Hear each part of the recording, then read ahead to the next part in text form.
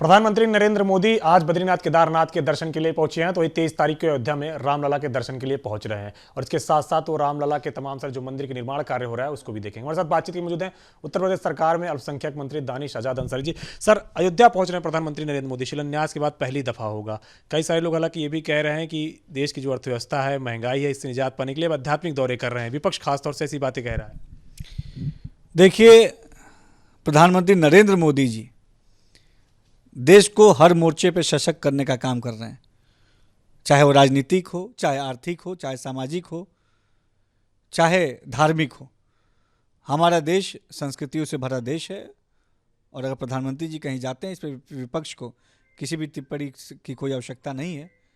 हमने हमेशा मोदी जी ने देश को आगे बढ़ाने का काम किया है और आज मोदी जी के ही प्रयास का नतीजा है कि हमारा भारत देश विश्व में एक सशक्त देश बन के उभर रहा है। और जिस तरीके से नौजवानों के लिए ख़ासतौर पर अगर मैं कहना चाहूँगा कि नौजवानों को सशक्त करने के लिए जो प्रधानमंत्री नरेंद्र मोदी जी द्वारा योजनाएं चलाई जा रही हैं, इसका सीधा लाभ नौजवानों को मिला है। नौजवान सशक्त हो रहा है, आगे बढ़ रहा है और हमारा भारत जो सबसे युवा देश है, युवाओं को और मजबूत करने का और उनको बेहतर रास्ते पे आगे ले जाने का काम ये मोदी सरकार ने किया है।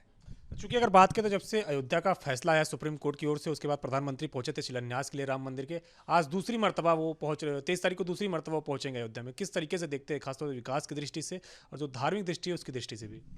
देखिए, दीपावली के अवसर पे वो अयोध्या पहुंच रहे हैं, बहुत अच्छी बात है।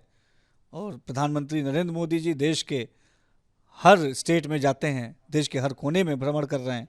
पूरे देश को उन्होंने एक सूत्र में पिरोने का काम किया है और जिस तरीके से उनके कार्य से आज हमारा देश आगे बढ़ रहा है, ये निश्चित तौर पे बहुत प्रशंसा का विषय है और हम सब कामना करते हैं कि वो इसी ऊर्जा के साथ वो आगे बढ़ते रहें।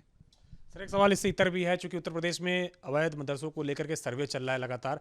अगर संख्या देखें तो लगातार बढ़ रही है जो अवैध मदरसों की आ रही है। हालांकि अगर बात करें तो कई सारे मुस्लिम समाज की ओर से भी ये कहा गया कि जो मदरसे अवैध पाए जाते हैं, अगर उनको सरकार बुलडोजर चला के गिराना चाहे तो गिरा सकती है, उन्हें एतराज नहीं है। खासतौर से अगर बात करें तो ये जो बयान आया था, ये देवबंद में जब बैठक हुई थी उसके बाद कई सारे मुस्लिम धर्मगुरु ने ऐसे बयान दिए थे। देखिए, सबसे पहली बात तो कोई अवैध मदरसों का सर्वे नहीं हो रहा है, ये मैं बताना चाहूँगा। उत्तर प्रदेश में गैर मान्यता प्राप्त मदरसों का सर्वे हो रहा है, उसको अवैध कहना पूरी तरीके से गलत होगा। गैर मान्यता प्राप्त मदरसों में हमारे जो मुस्लिम नौजवान छात्र पढ़ रहे हैं, उनके एजुकेशन की क्वालिटी को देखने के लिए, उनकी एजुकेशन के और बेहतरी के लिए योगी सरकार ऐसा सर्वे कराकर मदरसों को और तरक्की की तरफ ले जाने की सोच से काम कर रही है। 2017 के बाद से आप देखिए, जब से उत्तर प्रदेश में योगी सरकार आई है, हमेशा योगी सरकार ने मोदी जी के मार्गदर्शन में मदरसे के ढांचे को और मजबूत करने का काम किया है। इस सर्वे के माध्यम से ना ही हम वैध अवैध कुछ खोज रहे हैं, ना ही किसी मदरसे पे बुलडोज़र चलेगा, बल्कि योगी सरकार मदरसे के ढांचे को और मजबूत करने का काम करेगी। सर्वे रिपोर्ट आने के बाद हम जो नौजवान मुस्लिम छात्र वहाँ पढ़ रहे हैं, उनके लिए अगर सरकार कोई योजना पॉलिसी लाती है तो ये सर्वे का रिपोर्ट काफ़ी फ़ायदेमंद साबित होगा। साथ ही साथ जो अलग अलग सरकार की जो विभिन्न योजनाएं चल रही हैं, उससे भी उन मदरसों को कनेक्ट करके वहाँ के जो नौजवान छात्र हैं उनको धार्मिक शिक्षा के साथ साथ आधुनिक शिक्षा से भी जोड़ें। इस प्राथमिकता के साथ, इस सोच के साथ योगी सरकार काम कर रही है और आज योगी सरकार के ही प्रयास का नतीजा है कि मदरसे का छात्र भी समाज के मुख्य धारा से जुड़ रहा है, वो भी सशक्त हो रहा है और जो अच्छे कंपटीशंस हैं उसमें भी बैठ के उन कंपटीशंस को भी बीट करते हुए हमारे कौम का नाम वो रोशन कर रहा है। इसी सोच के साथ योगी सरकार ने मदरसों को सशक्त करने की जो मुहिम चलाई थी, आज वो मुहिम सार्थक दिशा में आगे बढ़ती हुई दिख रही है। सर, एक सवाल और है, चूंकि आपका मंत्रालय अल्पसंख्यक मंत्रालय है, वो रोजगार मेला लगाने वाला है अल्पसंख्यक समुदाय के लिए। क्या कुछ तरीके से वो मेला लगाएगा और क्या योजना है? देखिए, पहली बार ऐसा हो रहा है कि अल्पसंख्यक कल्याण विभाग और सेवा योजन विभाग एक साथ मिलकर योगी जी के और मोदी जी के मार्गदर्शन में नौजवानों के लिए विशेष रोजगार मेलों का आयोजन कर रहा है। जो हमने वादा किया था कि अपने नौजवानों को अच्छी शिक्षा, अच्छा रोजगार देंगे, उस वादे पे पूरी ईमानदारी से हमारी सरकार काम कर रही है।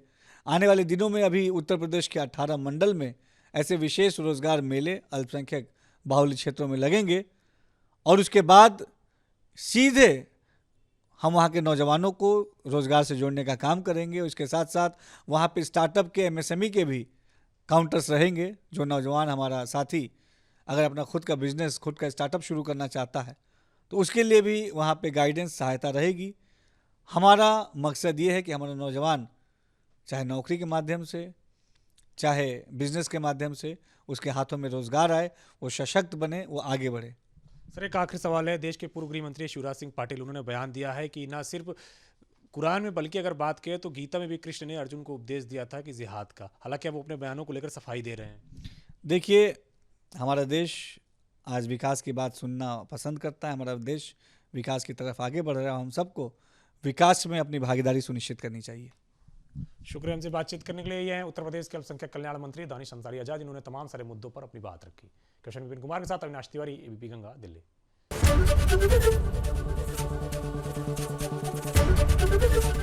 एबीपी गंगा, खबर आपकी, जुबान आपकी।